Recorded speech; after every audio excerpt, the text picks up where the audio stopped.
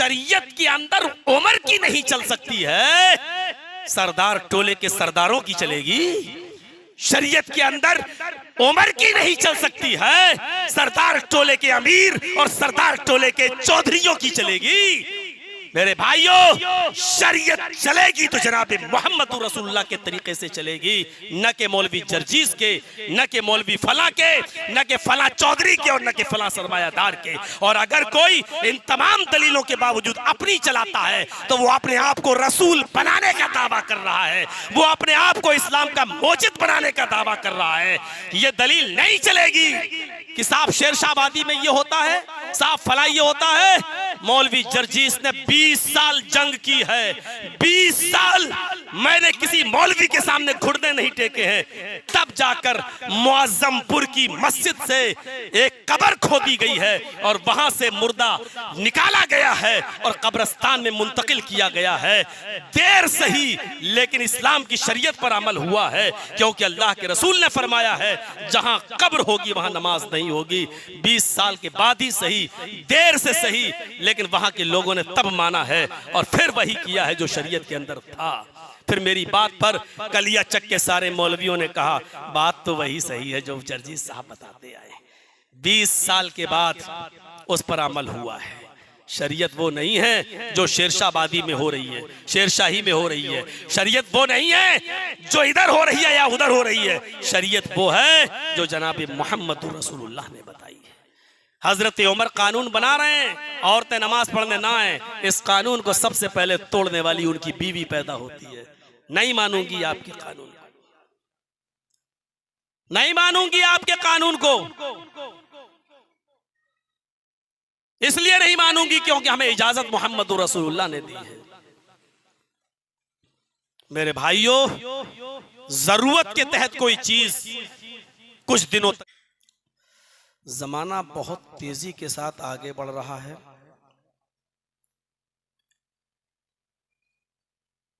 और जितना आगे बढ़ेगा इस्लाम हमारी रहनुमाई करेगा, क्योंकि इस्लाम क़यामत तक के लिए हम सब के लिए है। उस जमाने में कंप्यूटर नहीं था, उस जमाने में इंटरनेट का जमाना नहीं था और जमाना इतनी तरक्की नहीं किए हुए था, तब भी इस्लाम था। और आज जमाना इतनी तरक्की कर चुका है, इस्लाम आज भी हमारी रहनुमाई कर रहा है और इंशाअल्लाह क़यामत की सुबह तक करता रहेगा। और क़यामत की सुबह तक तमाम लोगों को यही हुक्म है, या अय्युहल्लज़ीना आमनू अतीउल्लाह व अतीउर रसूल व उलिल अम्र मिनकुम। मुसलमानों, हर हाल में अल्लाह का हुक्म मानो, हर हाल में उसके रसूल का हुक्म मानो।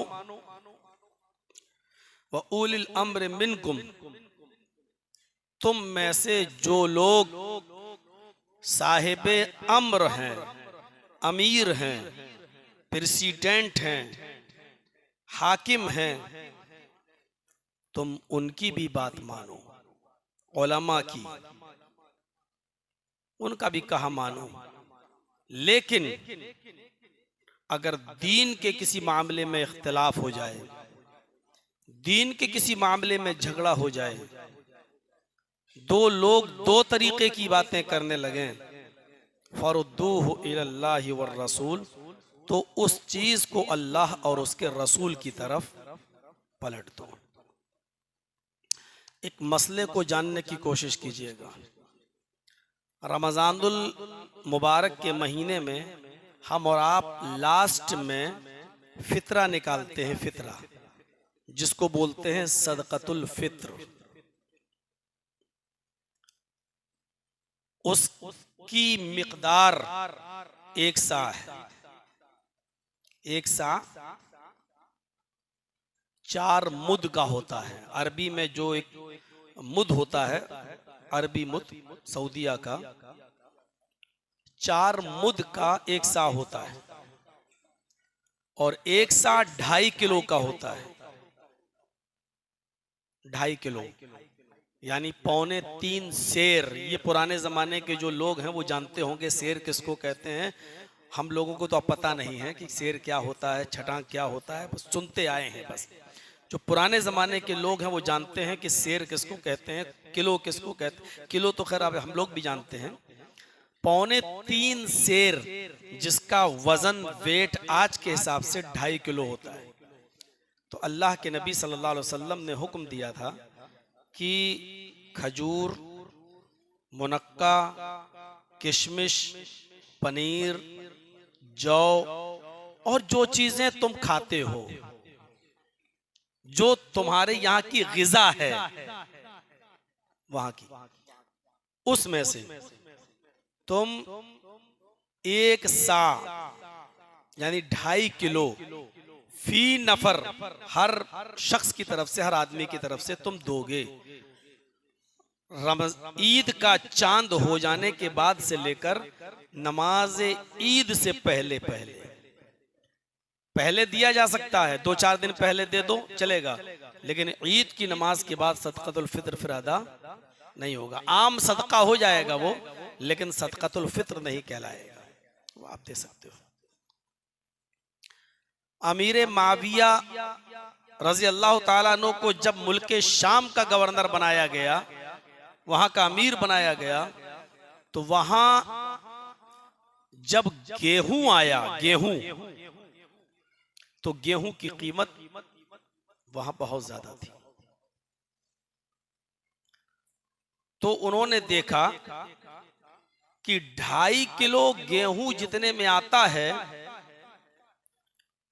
उतने में और दूसरी चीजें 5 किलो आ जाती हैं। 2.5 किलो खजूर, 2.5 किलो मुनक्का, 2.5 किलो किशमिश हमें जितने पैसे में मिल रही है, उतने पैसों में गेहूं आधा मिल रहा है, यानी 1.25 किलो मिल रहा है। तो उन्होंने ये फतवा जारी कर दिया शाम के अंदर कि तुम और चीजों में से तो सदक़े फ़ित्र 2.5 किलो निकालोगे, लेकिन गेहूं में से आधा सा यानी 1.25 किलो निकालोगे तब भी चलेगा। क्यों? क्योंकि तुम्हारा 1.25 किलो गेहूं 2.5 किलो खजूर के बराबर है। 1.25 सेर गेहूं की कीमत 2.5 किलो पनीर और 2.5 किलो किशमिश और मुनक्का के बराबर है, इसलिए आधा सा दोगे तो चलेगा। फिर जब ये मुल्क शाम से मदीने आए अमीर माविया, तो मदीना में लोगों से कीमत पूछी, गेहूं कितना रुपए किलो चल रहा है? तो मदीने के लोगों ने कहा इतना चल रहा है, जितना गेहूं है, जितना खजूर है, जितना मुनक्का है, जितना किशमिश है, जितना ये है, ये हम। तो हजरत अमीर माविया ने फरमाया नहीं, हमारे यहाँ गेहूं की कीमत डबल है, इसलिए हमने वहां के लोगों के लिए सहूलत पैदा करने के लिए आधा सा सदक़े फ़ित्र लागू कर दिया है। इस पर हजरत अबू सईद खुदरी रज़ी अल्लाह ताला अन्हु उठते हैं और कहते हैं कि अमीर माविया, तुमने कीमत देकर आधा सा लागू किया है, लेकिन हम तुम्हारी बात को नहीं मानेंगे। अल्लाह के रसूल सल्लल्लाहु अलैहि वसल्लम हर चीज में 1 सा दिया करते थे और देने का हुक्म देते थे। हम नबी ही की बात पर कायम रहेंगे। किसी चीज की कीमत हो जाने की वजह से कोई चीज घट जाए, ये ठीक नहीं होगा। अच्छा, उस हिसाब से देखा जाए, अगर अमीर माविया की बात थोड़ी देर के लिए सही मान ली जाए कि कीमत डबल है गेहूं की, तो आधा दे दो। तो आज के इस जमाने में गेहूं की कीमत सबसे कम है, खजूर से कम है, मुनक्का से कम है, किशमिश से कम है, तो आज के इस हिसाब से आप क्या कहोगे, क्या खजूर आधा सा दोगे तो चलेगा? भाई गेहूं से बहुत ज्यादा कीमत है, तो क्या मान लिया जाएगा? किशमिश या मुनक्का हम आधा साथ के हिसाब से दें तो क्या मान लिया जाएगा? ये सोचकर कि ये बहुत महंगी चीजें हैं, खजूर से भी ज्यादा, गेहूं से ज्यादा महंगी है, इसलिए इनमें से कम कर दिया जाए, तो पता ये चला आज के इस दौर में गेहूं जितना सदका फित्र धान का और गेहूं का निकल रहा है, अगर कोई अमीर आदमी किशमिश या मुनक्के का निकालना चाहेगा तो कीमत नहीं देखी जाएगी बल्कि वजन के हिसाब से ही निकालेगा। उस जमाने में भी इख्तिलाफ होता था। अमीर माविया कहते थे कि हम आधा सा गेहूं के कायल हैं, लेकिन अबू सईद खुदरी और दूसरे लोग नहीं मानते थे कि अल्लाह के रसूल ने जो किया है हम उसी पर कायम रहेंगे। एक सा अगर आपको लगता है कि इसकी कीमत ज्यादा है तो आप सस्ती चीजें दीजिए आप, लेकिन देना है एक ही सा 2.5 किलो के हिसाब से, आधा सा नहीं चलेगा। पता ये चला शरीयत वो नहीं है जो कोई भी सहाबी अपनी तरफ से अंजाम दे दे। शरीयत वो है जो जनाब मोहम्मद रसूलुल्लाह ने कायम की है। आपको मालूम होगा अल्लाह के रसूल सल्लल्लाहु अलैहि वसल्लम ने अपनी पूरी जिंदगी तलाक देने का जो तरीका बताया है वो क्या बताया है? जब आपकी बीवी हालते तोहर में हो, पाक हो, तब आप उसको एक तलाक देंगे, मैंने तुझे तलाक दी। फिर अगले महीने तक आप उसको दूसरी तलाक नहीं देंगे। जब फिर वो पीरियड से पाक होगी दूसरे महीने में, तब आप उसको दूसरी तलाक देंगे। और इस मुद्दत में आप उसको खिलाएंगे भी, पिलाएंगे भी, घर में उसका रूम अलग कर देंगे, जगह अलग कर देंगे, लेकिन अभी उसको ना आपसे पर्दा है ना आपको उससे पर्दा है, क्योंकि अभी हक है रुजू करने का, अभी हक है उसको अपनी बीवी बनाने का, अभी हक है उसको बीवी मान लेने का।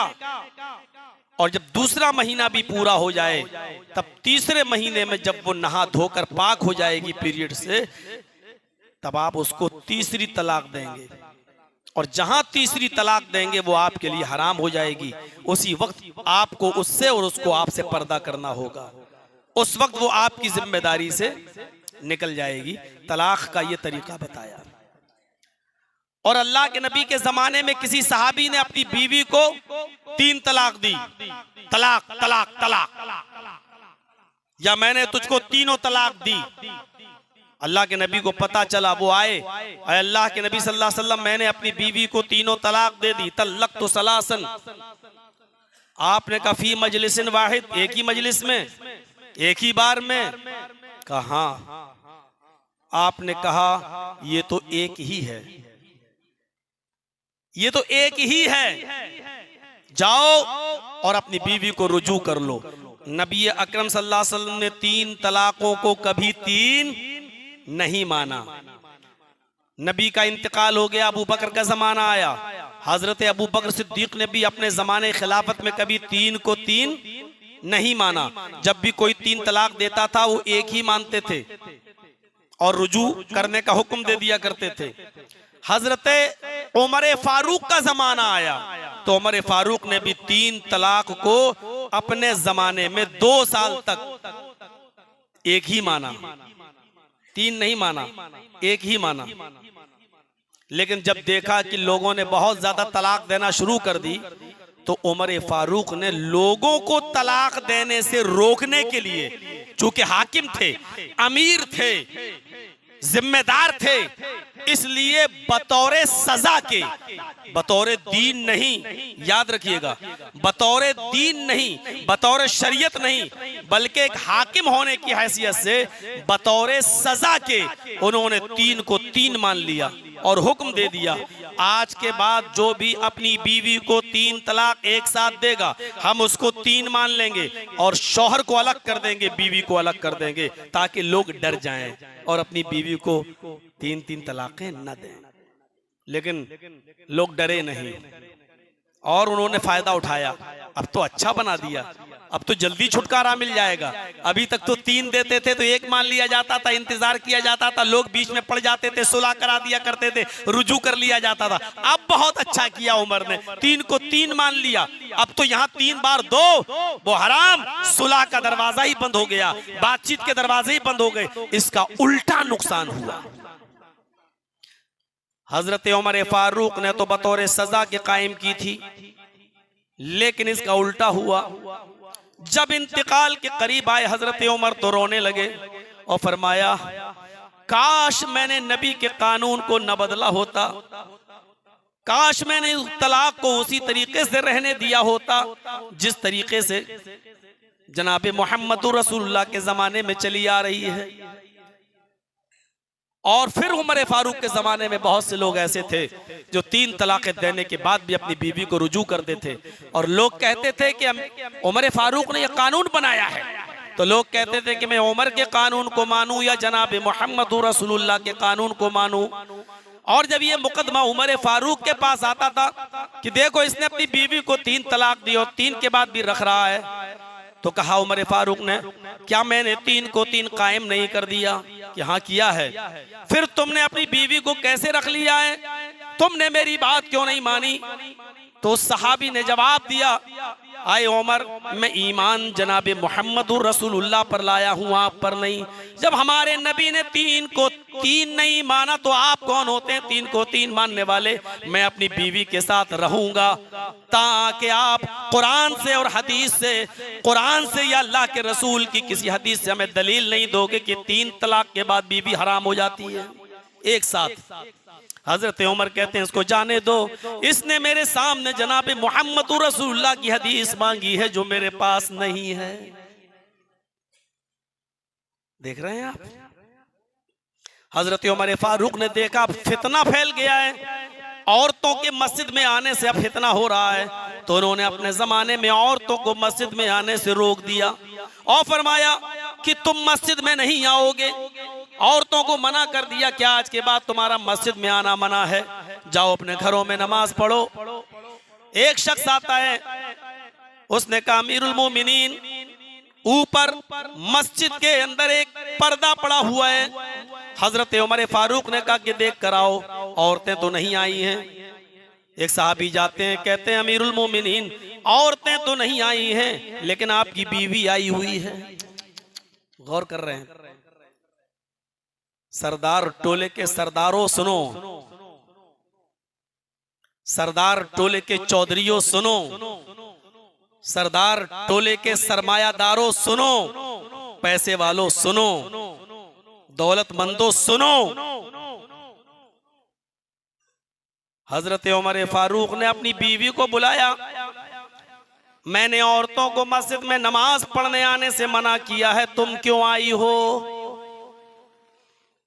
भरे मजमे में उमर फारूक की बीवी ने कहा, आए उमर, नाम लिया अपने शौहर का, आए उमर, अल्लाह के नबी ने फरमाया ला तमनऊ अमा अल्लाही अन युसल्लीना फिल मस्जिद, अगर औरतें मस्जिद में नमाज पढ़ने के लिए जाएं तो तुम उनको मना मत करो। आए उमर, नबी अकरम का फरमान है कि औरतें अगर मस्जिद में नमाज पढ़ने के लिए जाएं तो तुम उन्हें नहीं रोक सकते हो।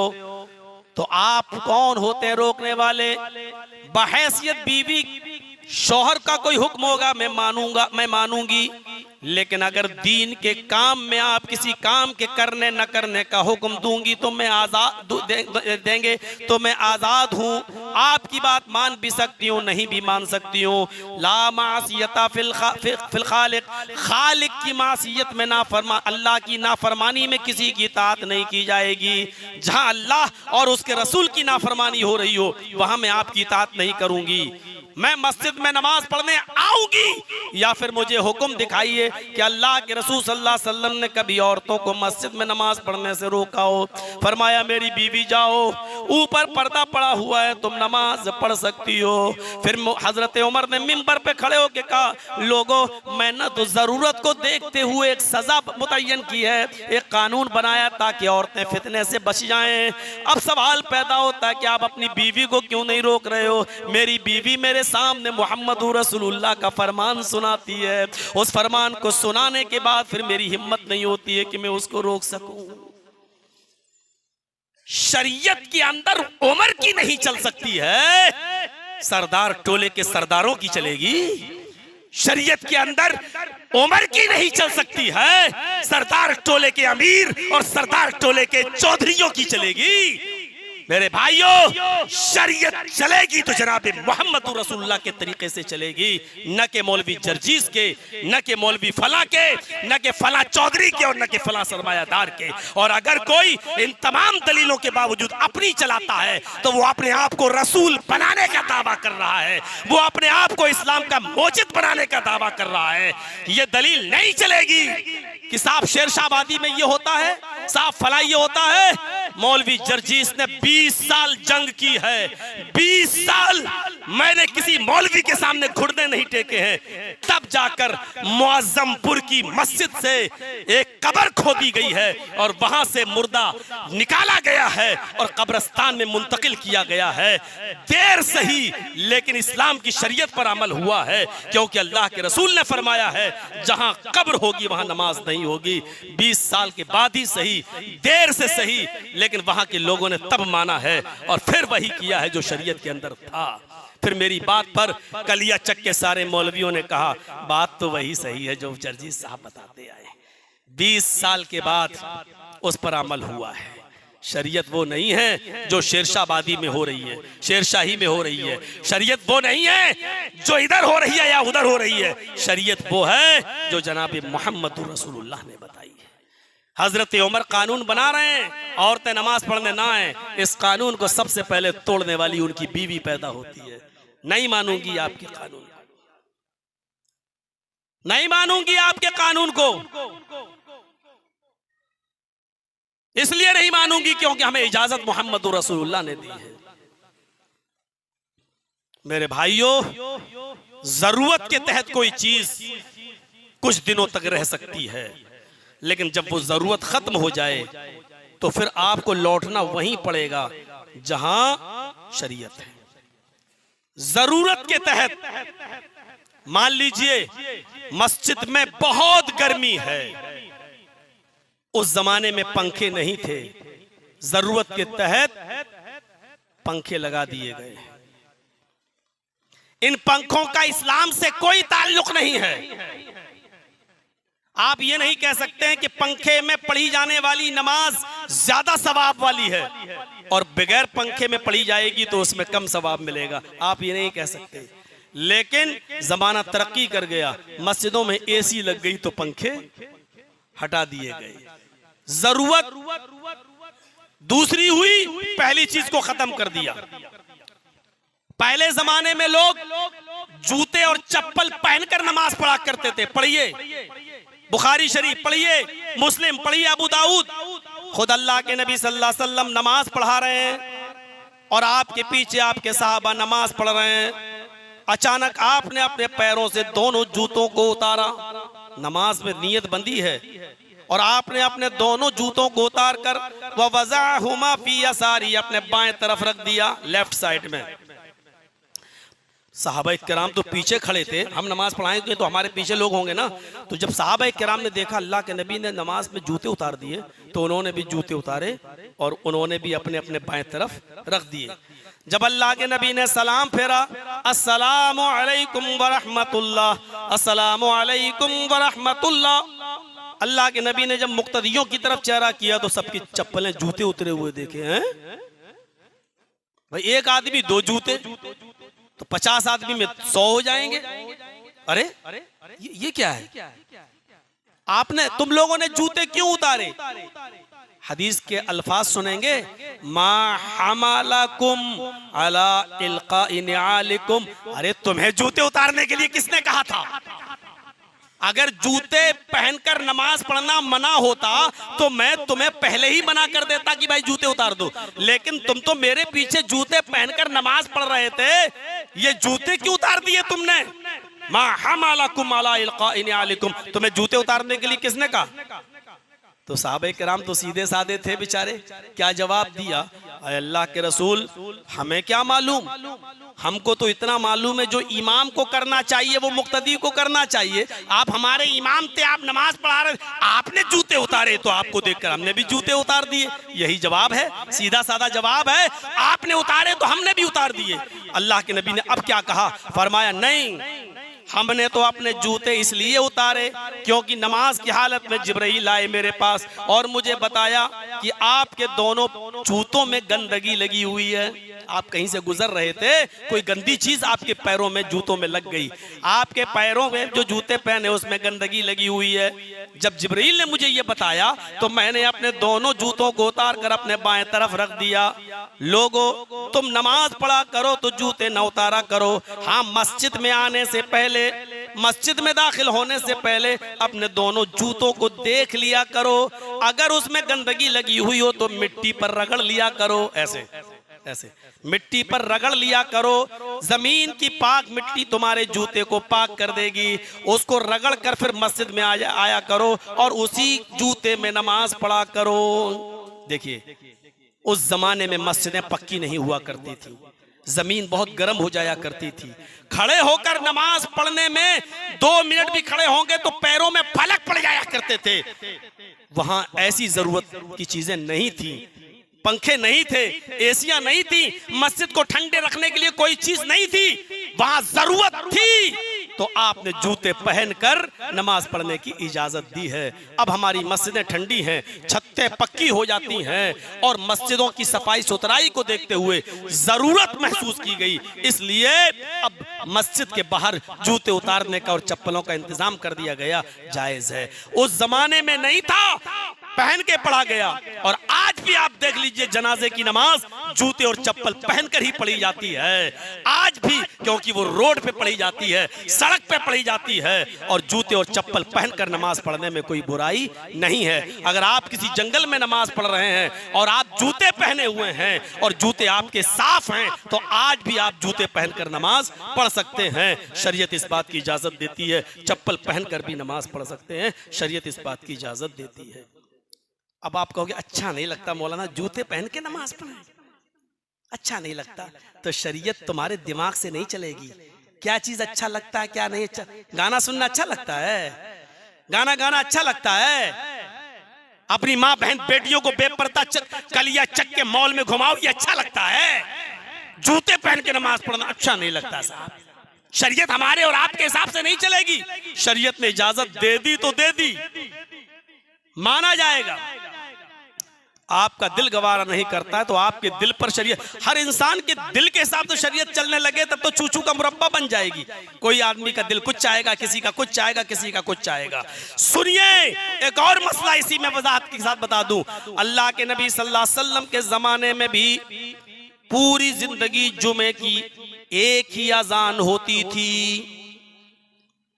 हजरत अबू बकर सिद्दीक का जमाना आया, 2 साल वो खलीफा रहे, एक ही अजान होती थी।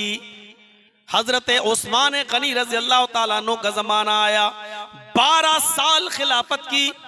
अल्लाह के नबी के जमाने में 1 साल पूरी एक अजान, पूरी जिंदगी।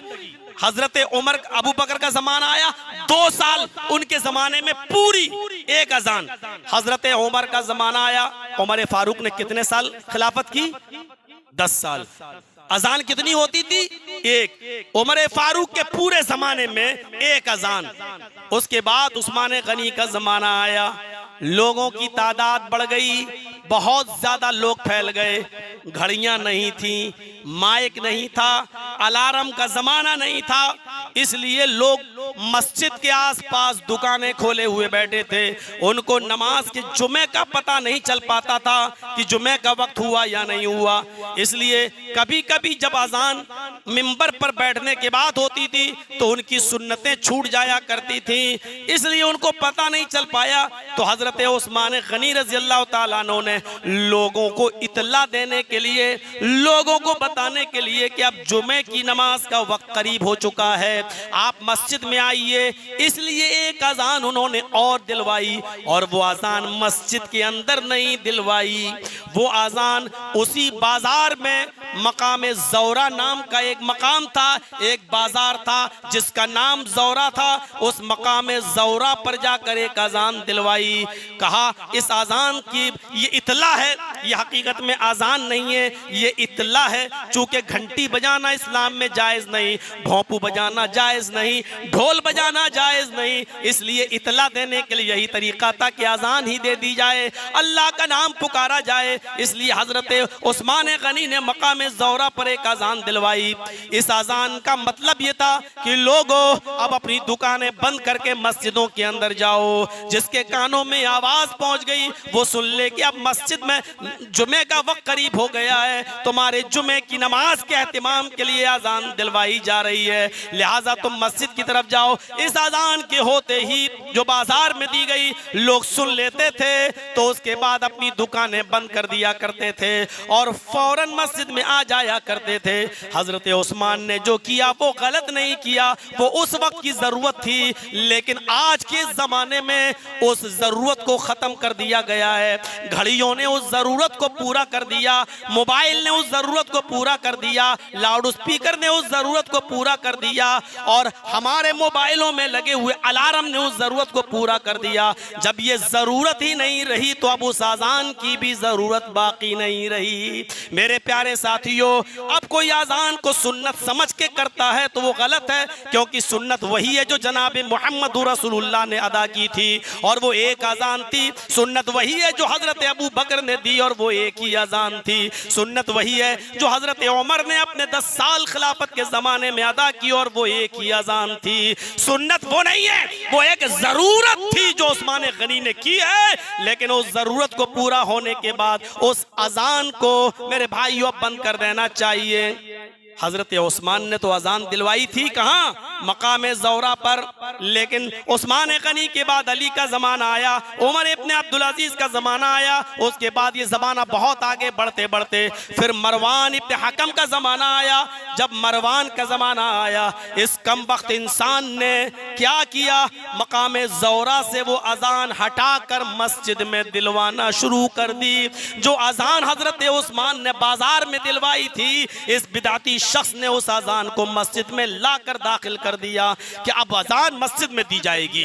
मेरे भाइयों, मस्जिद में अजान देने की, दूसरी या पहली अजान देने की हिम्मत तो हजरत उस्मान के अंदर भी नहीं हुई। इस नए काम को ईजाद करने की हिम्मत तो उस्मान के अंदर भी नहीं हुई। उस्मान गनी ने तो बाजार के अंदर दिलवाई। अरे सरदार टोले के सरदारों, तुम्हारे जमीर कितने मजबूत हैं, जिस अजान को मस्जिद में देने की हिम्मत हजरत उस्मान को भी नहीं हुई, आज उस अजान को तुम अपने मोहल्ले की मस्जिदों में अदा करवा रहे हो। मौलवियों के कहने पर भी नहीं मान रहे हो। सनाउल्लाह मदनी जैसी शख्सियत आई, उनकी बात भी तुम नहीं मान रहे हो। अब्दुल गफ्फार सल्फी जैसी शख्सियत आई, उनकी बात भी नहीं मान रहे हो। अरे मत मानो, कम से कम जनाब मोहम्मद रसूलुल्लाह सल्लल्लाहु अलैहि वसल्लम की तो मानो।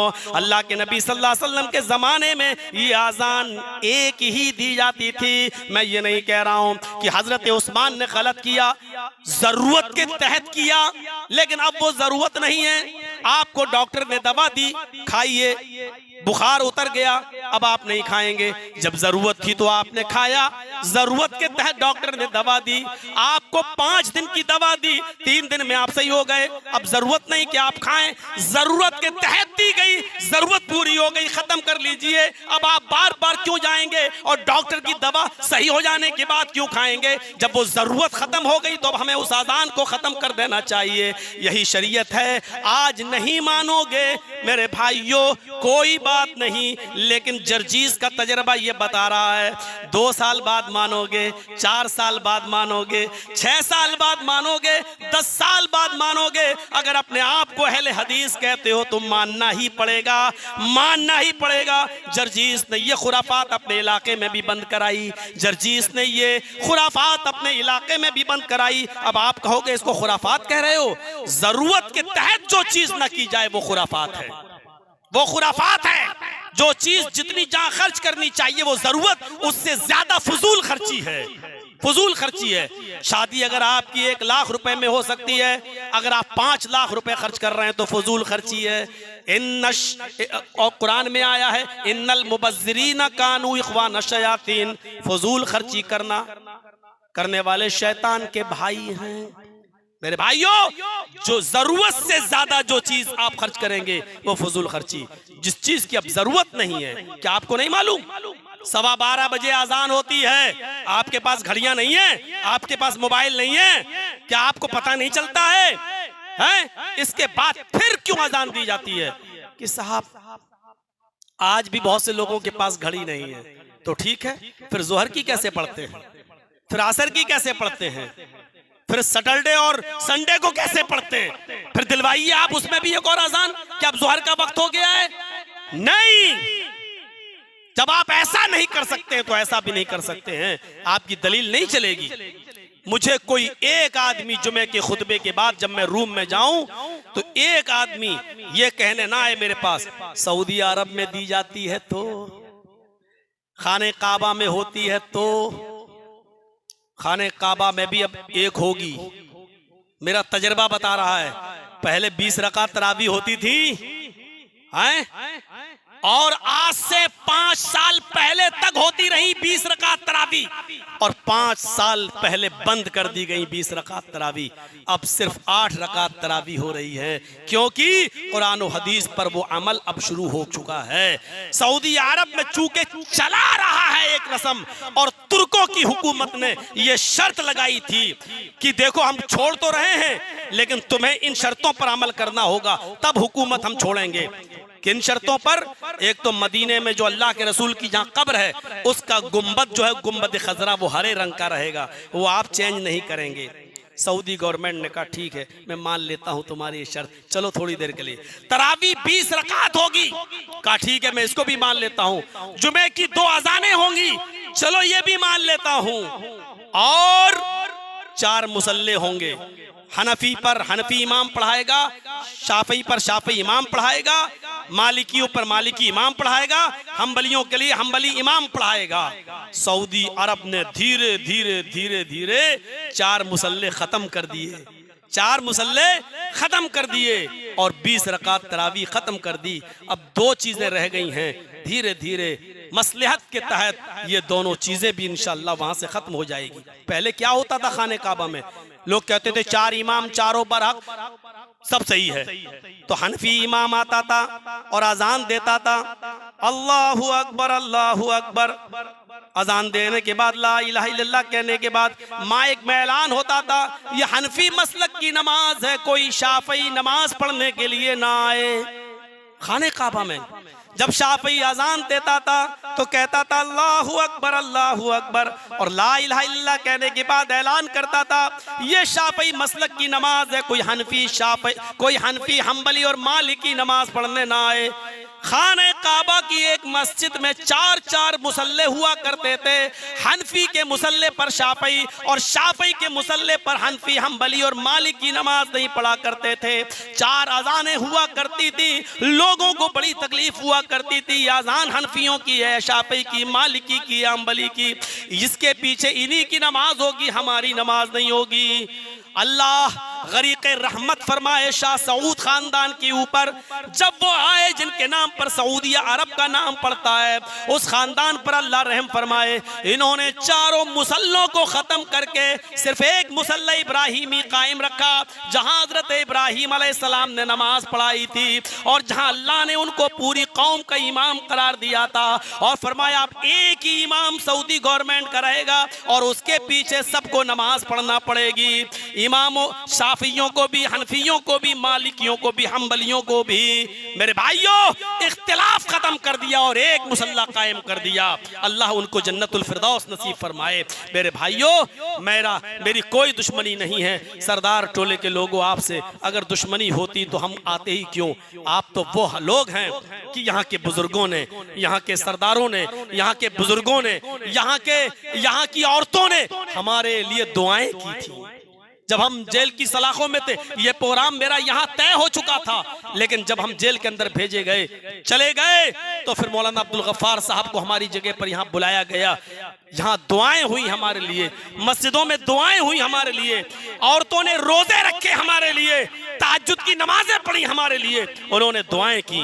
और आपका ये बेटा, आपका ये भाई, आपकी दुआओं की वजह से इतनी जल्दी बाहर निकला है, वरना जिसको 10 साल की सजा हो जाए वो 3.5-4 महीने में बाहर नहीं आता है। आज भी हमारे साथी 4-4, 5-5 साल से जेल की सलाखों में हैं। एक स्विट्जरलैंड का मेरा दोस्त बेचारा जो जेल के अंदर 10 साल की सजा है, जिसको 9 साल हो चुके हैं, जिससे हमारी अच्छी दोस्ती हो चुकी थी, उसको मैंने कुरान पढ़ाया जेल के अंदर, और उस बेचारे ने 3 महीने में कुरान सीख लिया, 3 महीने में कुरान पढ़ लिया। वो बेचारा हमारे पीछे नमाज पढ़ता था, हैं? जब हम बाहर आए तो वो रोया था, फूट फूट के। हमने कहा 1 साल तुम्हारी और रह गई, पूरी कर लो, इंशाअल्लाह सबसे पहले हम आएंगे तुमको यहाँ से लेने के लिए। स्विट्जरलैंड का जिसका ईमान बड़ा मजबूत था, आज जिसका ईमान देखकर मैं कभी कभी फिक्र करता था, यार मैं प्रेसिडेंट हूँ मगरबी यूपी का, हमारी जमात क्या कर रही होगी, हमारे बच्चे स्कूल में पढ़ते हैं, उनकी फीस का क्या होगा, सब मैं सोचता था। और वो हमसे कहता था, तू कैसा मौलाना है यार, कैसा मौलाना है तू यार, तेरी किस्मत में यहाँ आना लिखा था, अल्लाह ने मुझसे तेरा मुलाकात लिखा था, तू आया है, अल्लाह की तकदीर पे तू भरोसा नहीं करता है। यानी वो उसका ईमान देखकर हम जैसे लोग लरस गए कि ऐसा आदमी हंस हंस के उसने 9 साल काट दिए, और बिल्कुल बेकसूर बेचारा घूमने आया था विजिट के इरादे से, नेपाल में काठमांडू पोखरा घूमते हुए उसने सोचा चलो यूपी चलें, ताजमहल भी घूम लें, उसके पास वीजा था, सब कुछ था। लेकिन नेपाल बॉर्डर को जब क्रॉस कर रहा था तो जिस गाड़ी में कई लोग बैठे थे, 4 व्हीलर पे इसमें ये भी था, और जब बॉर्डर को क्रॉस किया तो पुलिस ने छापा मारा, उस गाड़ी के अंदर 10 किलो इस बे को गांजा मिला, हीरोइन मिली, और 10 जितने लोग उसके अंदर बैठे हुए थे, उसने देखा ये तो हिंदी नहीं बोल पाता, ये तो कुछ जानता ही नहीं है। सब लोगों ने इसी के ऊपर इल्जाम लगा दिया कि ये इसका है, और उसी को पकड़ लिया गया और बेचारा जेल में गया। और जेल में जाने के बाद उसकी बेल नहीं हुई, बेल खारिज हुई, और होते होते उसको 10 साल की सजा हुई। और जब हम पहुंचे तो 8.5 साल गुजार चुका था। जब हम जेल से निकले तो उसके 9 साल पूरे हो चुके थे। एक बेकसूर आदमी। हमने कहा मैं इंशाल्लाह स्विट्जरलैंड, बोला स्विट्जरलैंड आएगा तू, हम तेरे लिए वीजा भेजेगा वहां से, तुम्हारा जरूरत है स्विट्जरलैंड में। हमने कहा तुम तो बदला ले लोगे यार, इंडिया वालों ने तुमको जेल में डाला, तुम स्विट्जरलैंड में हमको जेल में डलवा दोगे कि इंडिया वाले बड़े बदमाश होते। बोला अरे नहीं, हम मुसलमान हैं, हम ईमान वाला है, हम ऐसा नहीं करेंगे तेरे साथ, अरे तू आ अपने फैमिली को लेके, अपने बच्चों को लेके। मैंने कहा इंशाल्लाह मैं आऊंगा। उसने हमारे लिए लड़ाई लड़ता था, वो ऐसे ऐसे ईमान वाले लोग थे हमारे। आपके कितने लोग कलिया चक के हमारे साथ थे, सुल्तानगंज के लोग हमारे साथ थे, हमारी बैरक में रहते थे। आज भी बेचारे 6-6 सालें उनको गुजर चुकी हैं। जब इनकी फैमिली मिलने जाती थी और उधर से मेरी फैमिली जब मिलने आती थी तो फैमिली में मुलाकात हो जाया करती थी। मेरे भाइयों देख लीजिए, कोई 6 साल से, कोई 8 साल से अभी जेल की सलाखों में है, और जर्जी साहब 3.5-4 महीने में। ये आपकी दुआओं का नतीजा है। मेरे इस गांव के सरदारों, चौधरियों, सरमायादारों, बुजुर्गों, मैं तुम्हारा बेटा हूं, तुम्हारा भाई हूं, मैं तुम्हारे लिए बुरा नहीं सोच सकता हूं, और आपने मेरे लिए दुआएं की हैं, इसलिए आपकी दुआओं का नतीजा है कि अल्लाह ने मुझे ये थोड़ी बहुत जो दीन की बातें दी हैं, उसी रोशनी में हम आपको बताते हैं। गलत हम क्यों बताएंगे, क्योंकि हमें भी अल्लाह के यहाँ जवाब देना है, हमें भी अल्लाह के यहाँ जवाब देना है। इसलिए मैं आपको यकीन दिलाता हूँ कि दूसरी जो अजान पहली हुई है, जो 11:15 बजे आपके यहाँ, वो अजान सही नहीं है, उसकी कोई दलील नहीं है, उसका कोई सबूत नहीं है। हजरत उस्मान ने उसको जरूरत के तहत दिया था, अब वो जरूरत खत्म हो चुकी है। चाहो तो मेरी बात मान लेना, मेरी ना नहीं है, शरीयत समझकर, और चाहो तो ठुकरा देना। दोनों ही मामले में आप आज़ाद हैं। बताना मेरा काम था। असल में मैं सुन चुका हूँ उस अजान को, और अल्लाह के नबी ने फरमाया जब कोई चीज़ अपनी आँख से देखो, अगर तुम उसको रोक नहीं सके तो पक्का सच्चा ईमान नहीं। इसलिए मेरे लिए बताना ज़रूरी था, वरना कल मैंने वादा किया था मैं मौत के ऊपर बोलूँगा, लेकिन मैंने आज जब अजान सुनी तो फिर मैं ये टॉपिक छोड़ दिया क्योंकि अब ज़रूरत के तहत बोलना ज़रूरी था, इसलिए मैंने ये टॉपिक उठाकर आपके सामने मैंने थोड़ी सी गुफ्तगू की है। ठंडे दिल से सोचना, मैं ये नहीं कह रहा हूँ कि एकदम बंद कर देना, ये दलील मत लाइएगा मेरे पास, शेरशाही में होती है, फला में होती है, फला में होती है, फला में होती है, ये बहुत सी जगह हो रही है मेरे भाइयों, ये दलील नहीं है। दलील ये है कि कुरान और हदीस क्या है। दलील ये भी नहीं है सऊदिया में होती है। अच्छा, सऊदिया में एक दिन में 5-5 जनाजे आते हैं, आपकी किसी मस्जिद में जनाजा आता है? फिर आप हर बात को हर जगह फिट बिठाइए। आप खाने काबा में जाते हो ना, हज करने गए होगे, उम्रा करने, बताइए वहां होता कि हर नमाज के बाद अस्सलातु अलल अमवात, जनाजे आए हुए हैं उनकी जनाजे की नमाज पढ़ी जाएगी, पढ़ी जाती है मस्जिद में। आपके यहाँ पढ़ी जाती है? मस्जिद में तो जनाजे की नमाज नहीं पढ़ी जाती है। आप लोग बाहर पढ़ते हो, गायबाना मस्जिद की नमाज में पढ़ लेते हो। सऊदी अरब के अंदर तो आप फिल्म हाल खुल रहे हैं, देख लीजिए जद्दा में, देख लीजिए रियाज में। तो सऊदिया की हर चीज हमारे लिए दलील नहीं है। हमारे लिए दलील सऊदिया नहीं, सऊदी वाला है। हमारे लिए दलील सऊदिया की जमीन नहीं, हमारे लिए दलील ये तो मक्का है या मदीना, मक्का और मदीने वाला है, यानी जनाबे मुहम्मदुर रसूलुल्लाह हैं। मुहम्मदुर रसूलुल्लाह की बात को मानने की कोशिश कीजिए, इंशाअल्लाह आप झुकेंगे, आपकी इज्जत नहीं गिरेगी। जो अल्लाह के सामने जितना झुकता है, अल्लाह उसकी इज्जत को उतना ही बढ़ा देता है। अल्लाह ने कहा तू अपनी पेशानी माथा जमीन पर रख, जितना तू मेरे सामने जमीन पे अपनी नाक रगड़ेगा, मेरे सामने तू जितना जलील होगा, हम तुझे लोगों के सामने उतना अजीज कर देंगे। और देख लो हमारे ऐसे असलाफ गुजरे हैं कि जिन्होंने सजदे जमीन पर किए, तो अल्लाह तबारक व तआला ने उनके सजदों की वजह से बड़े बड़े बादशाहों के ताज उनके जूतों पर पटक दिए। बड़े बड़े बादशाह जब उनसे मिलने आते थे तो अपना सर का ताज उतार कर उनके पैरों पर रख दिया करते थे और उसके बाद बैठ के उनसे बात किया करते थे। ऐसे दुर्वेशों से मिलता है हमारा शजरा, जिनके पैरों के नीचे कई हुक्मरानों के ताज पड़े रहते हैं। ऐसे दुर्वेशों से मिलता है हमारा शजरा मेरे भाइयों। और इनको ये इज्जत इसलिए मिली कि इन्होंने अपने आप को अल्लाह के सामने नाक रगड़ी है, अल्लाह के सामने झुकना सीखा है। आप झुक जाओ, अल्लाह इज्जत देगा। हम आपको अपने लिए नहीं झुका रहे हैं। देख लीजिए कलिया चक में कितना ताजिया निकलता था, आज उसका हाल देख रहे हैं आप, लगभग खत्म की तरफ जा रहा है, वरना तो और बढ़ना चाहिए। हम जब आते थे तो 65-65, 70-70 ताजिए एक दिन में निकलते थे और खुद अहले हदीस लोग भी लाठी और डंडे चलाया करते थे, कहते थे अरे शौक है, चलाया करते थे। आज देख लीजिए ताजियों का हाल। आने वाला जमाना मेरे भाइयों अहले हदीसों का जमाना है। दुनिया थक चुकी है, दुनिया थक चुकी है पीरों की गुलामी करके, दुनिया थक चुकी है मिलावट वाले दीनों से। अगर मिलावट से पाक कोई मसलक है तो वो मसलक अहले हदीस है।